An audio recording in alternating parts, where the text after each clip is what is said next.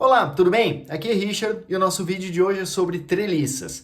Treliças são grandes estruturas formadas pela união de barras. Geralmente essa união corresponde a formas geométricas de triângulos, pois o triângulo costuma ser a forma mais resistente em diversas situações. Essas barras das treliças, elas estão sujeitas a várias forças, principalmente compressão e tração.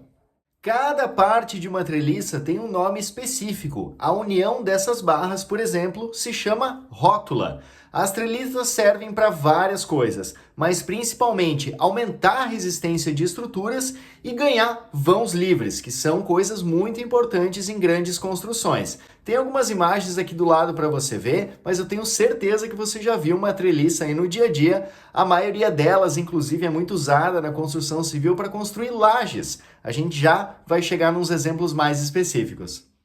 Vamos começar com alguns exemplos? Aqui eu vou colocar na imagem 4 treliças. As treliças de Warren, Pratt, Flink e Howe.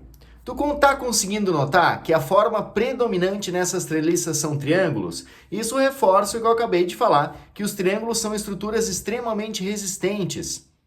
E a ideia é que todas essas barras tenham seus movimentos restringidos pelas uniões delas. Assim, uma treliça consegue aguentar muita força, muita carga, mesmo que a barra em si que esteja formando essa treliça não seja tão resistente assim. Com certeza você já viu aqueles desafios em que estudantes de engenharia constroem pontes com palitos de picolé. Um palito de picolé não é necessariamente muito resistente, mas quando a estrutura está organizada e as cargas estão muito bem distribuídas nas treliças, a gente consegue uma grande resistência, inclusive um vão livre considerável, mesmo fazendo uma estrutura formada com coisas não tão resistentes como o próprio palito de picolé. Bom, a gente sempre espera que uma treliça esteja em equilíbrio estático e que as forças que estejam atuando sobre as barras que compõem essa treliça sejam sempre de tração ou compressão. Entretanto, a gente tem que contar que não haverá deformação dessas barras, porque isso pode comprometer toda a estrutura da treliça, certo? Lembrando que as barras estão sempre unidas entre si em um ponto chamado rótula, e nessa rótula existem os pinos que fazem de fato a união dessas barras. Esses pinos podem ser um parafuso, por exemplo, ou literalmente um pino, quando essa treliça é de madeira. Em alguns casos, onde a gente precisa de uma resistência muito maior, pode ser usado solda. Lembrando que a solda é sempre um material mais resistente do que a própria barra em si, para garantir que esse não seja um ponto de quebra, um ponto de falha na estrutura.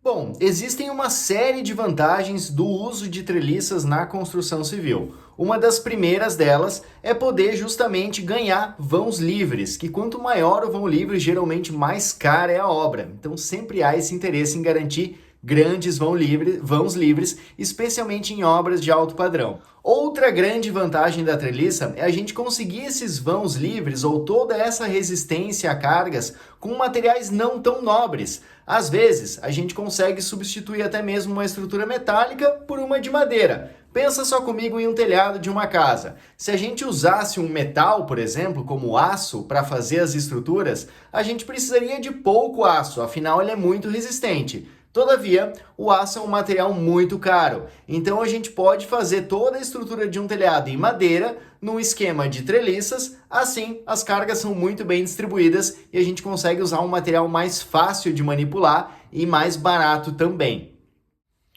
Outra grande vantagem do uso de treliças é o baixo peso que a gente tem com elas, pois a estrutura não é completamente sólida, a gente tem vários vãos dentro de uma treliça, o que gera uma economia de material, logo um peso muito menor, gerando uma carga mínima na estrutura, na base, consequentemente a gente consegue fazer as coisas mais rápido com uma economia maior de material, certo?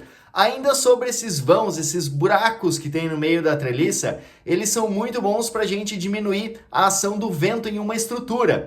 Pensa só na cobertura de um estádio, ela está muito sujeita à ação do vento, por isso que costumam ser usadas treliças para fazer as coberturas de estádios de futebol, pois o vento pode passar pelo meio da estrutura, gerando ali uma força, uma carga mínima sobre ela. Então as treliças também têm essa grande vantagem, além do apelo arquitetônico que elas têm. Quando uma treliça é muito complexa, muito bem montada, ela acaba sendo muito bonita e muito impressionante para quem vê. Então ela é um elemento arquitetônico que garante a valorização de uma obra.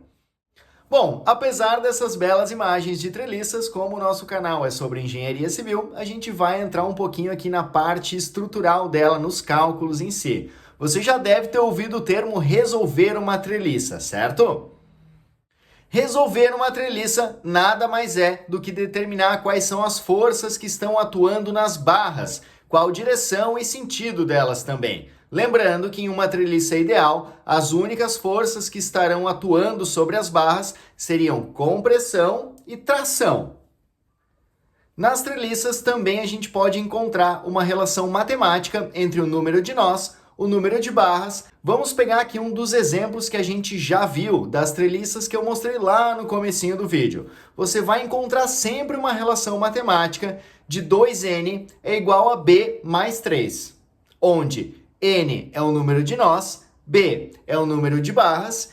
Bom, vamos testar essa equação de 2n é igual a b mais 3? Então, 2 vezes o número de nós vai dar o número de barras da treliça mais 3. Eu estou com uma treliça aqui no meu celular, eu vou colocar essa gravação aqui na tela para você acompanhar comigo. Vamos lá? Bom, essa é uma treliça Fink, vamos contar os nós aqui dela. Nós temos 1, 2, 3, 4, 5, 6, 7 nós, certo? Então, 7 vezes 2, 14. Agora, vamos ao número de barras dela.